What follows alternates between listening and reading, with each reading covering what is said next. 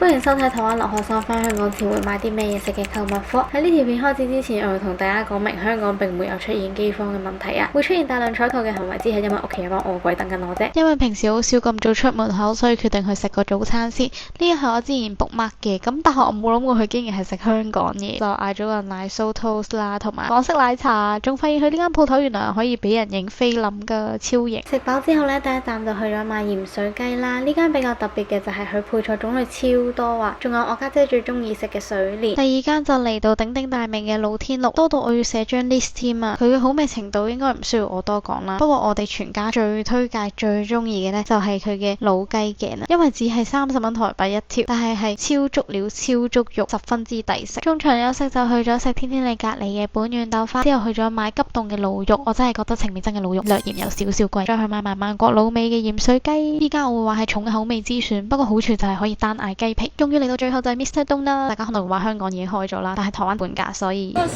因為買完頭3間實在係太重啦，所以我其實去咗一轉置物櫃度擺嘢嘅，咁依家就去拎翻啦。呢個都係台灣其中一個好處啦，差唔多嗰個捷運站都有呢啲置物櫃。搞掂晒之後就翻返去執篋啦，不過其實有執嘅嘢食我都冇辦法放入篋，所以我都係依然要拎住咁重嘅嘢咯。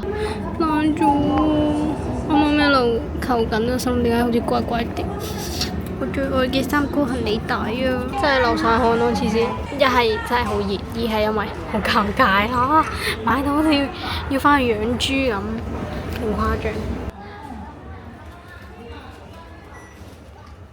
真係雖然睇落唔好多嘢啦，但係我得1個人咯，仲要佢哋係一家買勁多。雖然拎得好辛苦，但係見到屋企人食得咁開心都係值得嘅。如果係你又會唔會咁樣買嘢食翻嚟俾 friend 或者屋企人呢？留言話俾我知啦。